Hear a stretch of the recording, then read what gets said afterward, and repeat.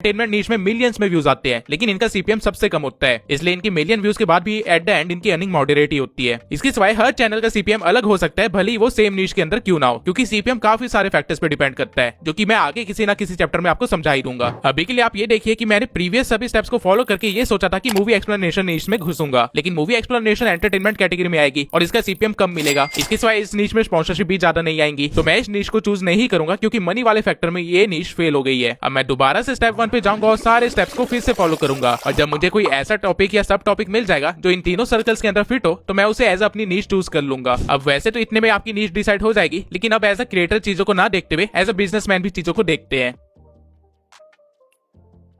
Let's assume आपने previous सारे points को फॉलो करके अपना एक कंक्लूजन निकाला कि आप हेल्थ एंड फिटनेस से रिलेटेड चैनल खोलेंगे, जहां पे आप एक्सरसाइजेस बताएंगे। लेकिन आप सोचिए कि क्या ये काम आप अगले 5 साल तक कर सकते हैं? क्या 5 साल बाद भी आप अपनी ऑडियंस को कुछ यूनिक प्रोवाइड कर पाएंगे? बेसिकली हम 6 मसल्स को ट्रेन करते हैं। अगर आप 6 मसल्स की 10 अलग अलग एक्सरसाइजेस भी बताएंगे, वो भी 10 अलग अलग वीडियोस में, और मान लेते हैं कि आपने थोड़े बहुत चेंजेस करने के बाद इसको रिपीट भी कर लेते हैं, तो भी आप सिर्फ 120 ही वीडियोस बना पाएंगे, जो कि आप आराम से 1.5 साल के अंदर कवर कर लेंगे। फिर आप क्या करेंगे? क्योंकि दोबारा कंटेंट रिपीट करने के बाद तो चैनल डेड हो जाएगा, यानी कि व्यूज आना ही बंद हो जाएंगे। अब इस टाइम पे आपको अपने चैनल का नीश चेंज करके एक ब्लॉग चैनल बनाना पड़ जाएगा। और ठीक इसी तरह जहां आपने चैनल स्टार्ट करने के टाइम सोचा था कि सिर्फ 1-2 घंटे एक्सरसाइज करके रिकॉर्ड करके वीडियो डाल दूंगा, अब आपको पूरा दिन कैमरे के सामने रहना पड़ेगा। और हो सकता है कि ये चीज आपको लंबे टाइम तक पसंद ना आए, क्योंकि हम सब में से हर कोई इतना ज्यादा सोशल नहीं है। और वहीं दूसरी साइड जिसने मूवी समरी पे भी चैनल खोला होगा, वो 10 साल बाद भी यूनिक वीडियो डाल सकता है। तो फिटनेस में पैसा तो ज्यादा है, जो कि आप 2 साल तक अच्छा खासा कमाओगे भी, लेकिन फिर आप कंगाल होने लग जाओगे। वहीं एंटरटेनमेंट नीश वाला 2 साल बाद भी अपनी वीडियो डालता रहेगा और अगले 8 साल और काम करेगा, जब आप कुछ नहीं कर रहे होंगे। इसलिए स्टार्टिंग में नीश डिसाइड करते टाइम उसको आप एज अ 5 ईयर प्लान सोचना, और जरूरत पड़ने पे आप अपनी नीश को किस तरह कन्वर्ट कर सकते हो ये भी ध्यान में रखना। और नीश कन्वर्ट करने के बाद वो चीज आपके लिए सुटेबल है या नहीं, इस चीज को अपनी टॉप फैक्टर में हमेशा रखना। यूट्यूब पे 114 मिलियन से भी ज्यादा चैनल्स है, और बहुत ज्यादा चांसेस है कि आपने जो भी नीश डिसाइड की होगी उसमें ऑलरेडी काफी सारे बड़े प्लेयर्स होंगे, जो कि आपकी ऑडियंस को ट्रैप करके बैठे होंगे। तो उनको आप कैसे बीट करोगे? या फिर कंपटीशन को देख के नीश ही चेंज कर लोगे? आपको ऐसा कुछ नहीं करना है। यही रीजन है कि स्टार्टिंग में मैंने आपको पैशन ढूंढने के लिए कहा था, क्योंकि अगर आपका कोई पैशन है या फिर किसी चीज में आपका इंटरेस्ट है, तो फिर आपको कंपटीशन की फिक्र करने की जरूरत नहीं है, क्योंकि आपका कंटेंट खुद में यूनिक बन जाएगा। Let me explain. अगर आपका किसी नीश में इंटरेस्ट नहीं है, तो आपको उसकी ज्यादा नॉलेज नहीं होगी, और वीडियो बनाने के लिए आप यहाँ वहां से इन्फॉर्मेशन कलेक्ट करेंगे, या फिर हो सकता है अपने कॉम्पिटिटर्स की वीडियो को मर्ज करके एक कंक्लूजन वीडियो बना देंगे। अब क्योंकि आपको ज्यादा नॉलेज नहीं है, तो आप अपनी ऑडियंस के लेवल पे ही होंगे, और आपकी ऑडियंस भी ठीक उसी तरह रिसर्च करेगी जिस तरह आपने की थी, जिसकी वजह से आपकी ऑडियंस को आपके चैनल पे कोई यूनिक वैल्यू प्रोवाइड नहीं होगी। और अगर ऑडियंस ने कॉम्पिटिटर्स की वीडियो देख रखी होगी, तो उनको ये भी पता चल जाएगा कि आपने कॉपी किया है, इसलिए वो आपको सब्सक्राइब भी नहीं करेंगे। एज अ रिजल्ट आपको ग्रोथ नहीं दिखेगी, आप फ्रस्ट्रेट हो जाएंगे और चैनल बंद कर दोगे, क्योंकि ये आपका पैशन नहीं था